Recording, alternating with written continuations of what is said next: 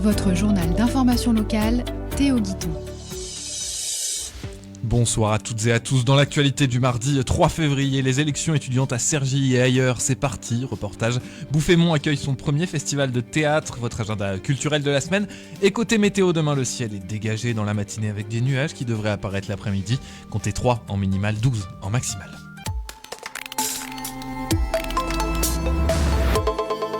11 personnes ont été interpellées après l'enlèvement d'un homme de 53 ans à Aubonne début décembre. Les suspects âgés de 16 à 25 ans et connus des services de police ont été arrêtés, principalement dans l'Oise. L'affaire liée à une dette de crypto-monnaie de son fils avait été marquée d'une extrême violence. La victime avait été bâillonnée, dénudée et frappée avant d'être abandonnée en forêt. L'enquête reste évidemment en cours. Ce dimanche, un incendie de poubelle s'est propagé à la toiture de la halle au marché de Daumont, obligeant sa fermeture. Les sapeurs-pompiers mobilisant 14 personnes et 3 engins ont maîtrisé le feu en 2h30, évitant sa propagation au reste du bâtiment. Les commerçants ont improvisé en vendant en extérieur ou en livrant à domicile. Une enquête judiciaire a été ouverte par la gendarmerie, le maire évoquant une origine intentionnelle. Elles ont démarré ce mardi. Les élections des représentants au conseil d'administration du Crous de Versailles ont lieu cette semaine. Nous sommes allés sur 2 campus de l'université CY Paris, université à Cergy, pour prendre la température auprès des étudiants et des représentants des listes candidates. Reportage d'Henri Metz. Les élections des représentants au conseil d'administration du Crous ont démarré ce matin. Pourtant, de nombreux étudiants ne sont pas au courant de ces élections. C'est le cas de Diamanda, étudiante en première année de licence éco-gestion. Alors non, je n'ai pas été au courant des élections étudiantes.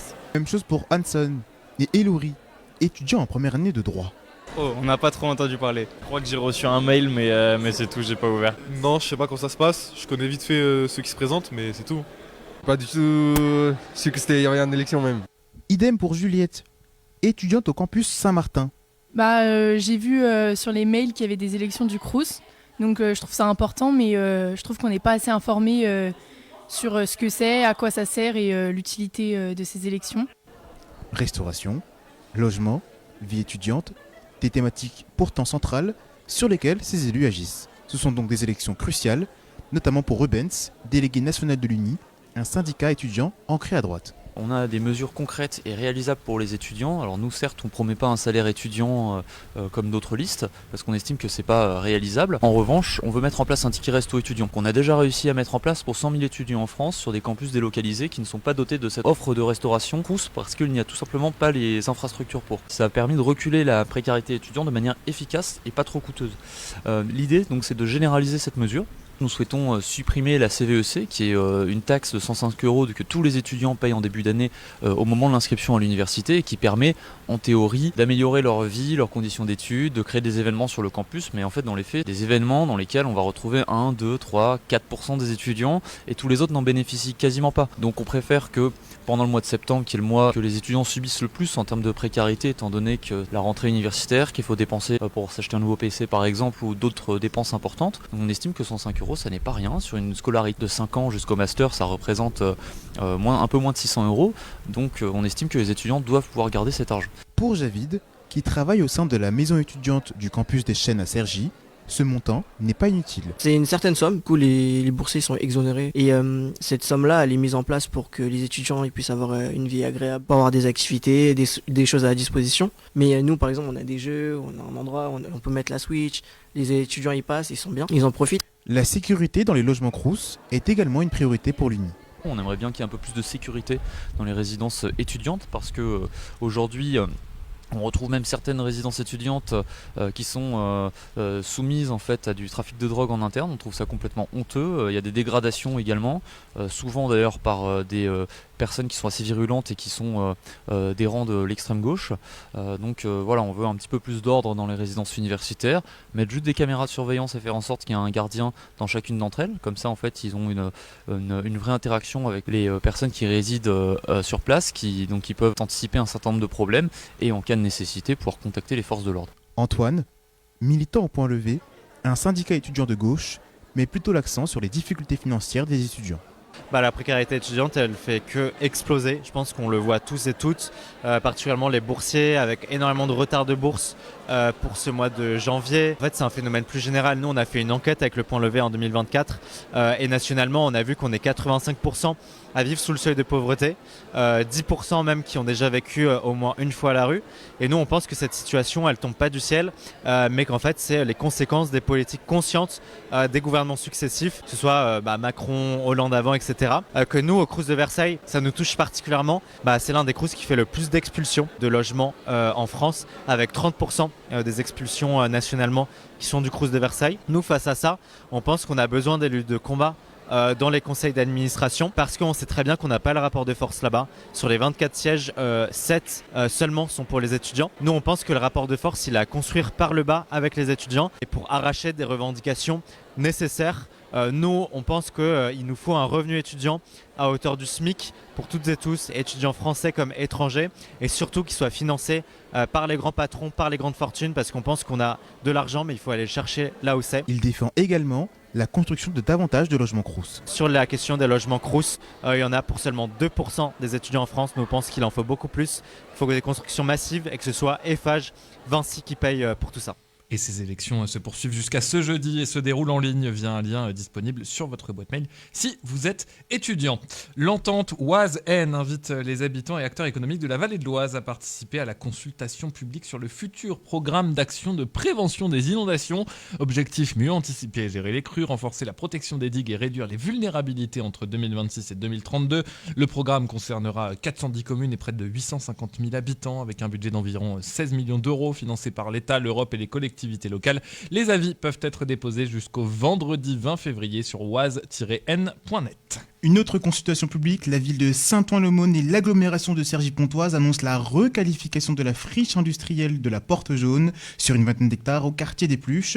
Objectif: créer une zone d'aménagement concertée pour renaturer les berges, améliorer les cheminements piétons, développer la biodiversité et accueillir des activités économiques respectueuses de l'environnement. La concertation publique est ouverte et la ZAC devrait être officiellement créée début 2028 pour transformer durablement ce secteur longtemps oublié. La ville de Bouffémont organise son premier festival de ce week-end. Alain Daude, président de l'Office municipal de la culture et des activités de la ville. Nous avons entendu Alain Baude, qui est le président de l'Office municipal de culture de la ville.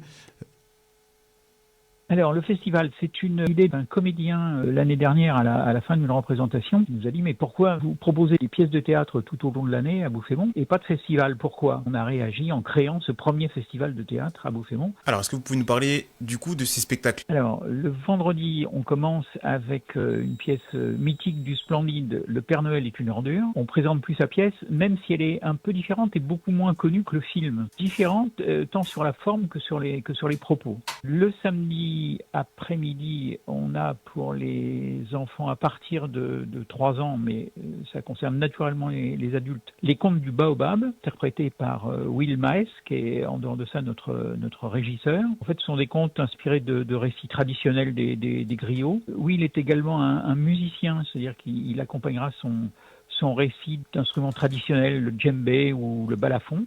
Et ce sont des histoires qui sont tantôt chantées dans des langues d'Afrique centrale ou d'Afrique de l'Ouest et qui mêlent humour, poésie et célèbrent la richesse des cultures africaines. Le samedi soir, on a un spectacle d'impro qui est réalisé par nos professeurs et d'autres comédiens, la ménagerie de l'improbable. On a 8 comédiens sur scène à réagir aux demandes du public. Et puis le dimanche 8, on terminera avec un dîner d'adieu qui est une comédie écrite par l'équipe du Prénom de la Patelière et Mathieu Delaporte. La troupe qui a l'habitude de venir jouer chez nous, qui est les Comédiens de la Tour à Triel. Et là, on a voulu, dans ce festival, toucher différents types de spectateurs, un jeu un peu large, et puis amener le théâtre vivant à Bouffémont, essentiel dans nos temps un peu troubles, et amener les gens de Bouffémont et des communes avoisinantes, naturellement, à assister à des spectacles pour un tarif beaucoup moins cher que ce qui peut se trouver sur Paris, puisqu'on a créé un système de passe. À partir de 2 spectacles, les prix diminuent par rapport au tarif individuel d'une pièce.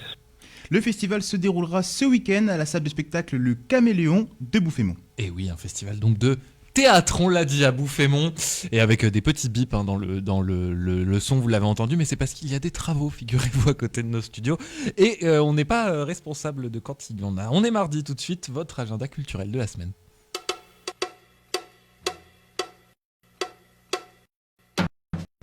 Une nouvelle semaine département en vue d'une parenthèse artistique, l'exposition consacrée à Alcoviac met à l'honneur une peintre passionnée par la nature et le monde animal. Après une carrière dans la mode, l'artiste s'est tourné vers la peinture à la retraite, inspirée notamment par Rosa Bonheur. Ses œuvres principalement réalisées à l'huile explorent fleurs et portraits dans un univers sensible et contemplatif. L'exposition est visible du mercredi au dimanche à la galerie de Grouchy Lucien Gondret au 14 rue Mai à Osny. L'accès est libre, l'événement est ouvert à tous et accessible aux personnes à mobilité réduite. Jusqu'où peut aller la société du paraître? La pièce Michel doit-on t'en vouloir d'avoir fait un selfie à Auschwitz s'empare d'un fait divers numérique devenu viral pour questionner le jugement collectif et l'emballement des réseaux portés par la compagnie Nandi et mise en scène par Franck Régnier. Chorale invite le public à réfléchir aux frontières entre mémoire, image et responsabilité. La représentation se tient jeudi à 20h au centre Cyrano à Sannois. Accès sur réservation, spectacle ouvert à tous. Réserve auprès de la ville de Sannois ou en ligne. L'humoriste et imitateur Laurent Gérard monte sur scène avec un spectacle plus piquant que jamais. Fidèle à son style, il passe l'actualité et les personnalités politiques, médiatiques ou musicales à la moulinette dans une revue satirique rythmée par ses célèbres imitations. Un rendez-vous prometteur pour les amateurs et d'observation bien sentie. Le spectacle est proposé ce vendredi à 20h30 au théâtre du Casino Barrière à Enghien-les-Bains à partir de 25€. L'événement est ouvert à tous et accessible aux personnes à mobilité réduite. L'humoriste Camille Chamou revient sur scène avec Ça va, un spectacle aussi drôle que lucide où elle aborde avec élégance et autodérision notre vulnérabilité face aux aléas de la vie. Entre confidences intimes et observations piquantes sur notre époque, la comédienne transforme les épreuves en éclats de rire et prouve que l'on peut aussi rire fait peur. Rendez-vous ce samedi à 20h30 au théâtre Pierre Freinet, 3 rue Saint-Flève, prolongé à Hermont. Les tarifs vont de 1€ selon les réductions. Spectacle accessible sur réservation et conseillé à partir de 15 ans. Plus d'informations sur le site de la ville d'Hermont. Cap sur le Japon. À Vauréal, le salon du manga fait son grand retour ce week-end pour une 2e édition placée sous le signe de la pop culture. Entre concours de cosplay, ateliers créatifs, conférences, concerts de musique, d'animé et projections en avant-première, plus de 50 exposants seront réunis pour célébrer l'univers manga. Parrainé par le youtubeur Trunkizou, l'événement promet de séduire aussi bien les passionnés que les curieux. Rendez-vous samedi et dimanche à l'Hôtel de Ville et au cinéma Lantares. À Vauréal, l'entrée est libre et le site est accessible aux personnes à mobilité réduite.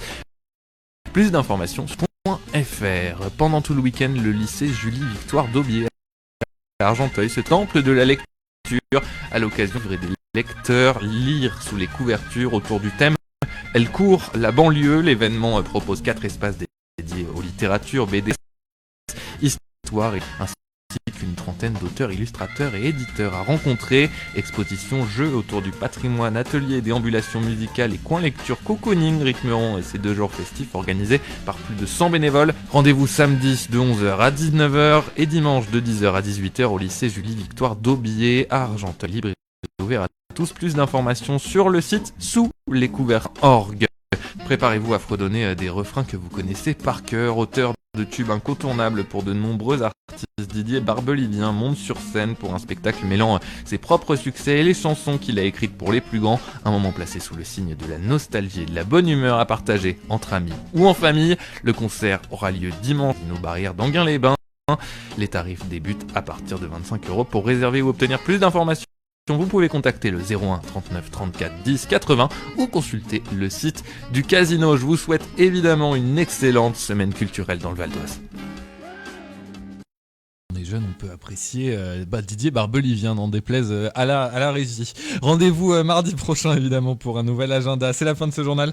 Prochain rendez-vous d'information demain 18h sur le 99.2 FM, radio-rgv.net, en podcast sur toutes les plateformes de streaming. Je vous souhaite une très bonne soirée. Je laisse la parole à Damien évidemment pour la programmation.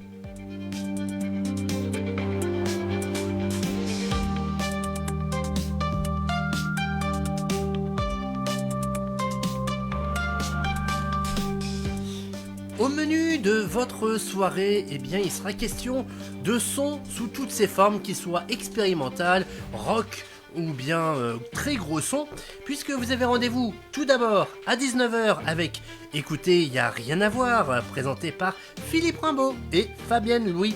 Une émission consacrée ce soir à Toulouse-Lautrec avant une interview de Annie Sivkovic. écouteuse, regardeuse et surtout fondatrice des éditions Art de Rien, et elle vous proposera un voyage à travers le son expérimental et les improvisations. Suivi d'une session de rattrapage d'Absoluti Live avec Luc Mariani, Laurent Buvry bien sûr, entre 20h et 22h, une émission que vous retrouverez en direct bien sûr demain mercredi de 15h30 à 17h30. À 22h, Daji ou moi-même vous invite pour une nouvelle émission tout en direct bien sûr, où on va bien sûr dans ce Roconner à la taverne du Hobbit, l'émission où vraiment chargé en gros son et où voilà je perds mes mots.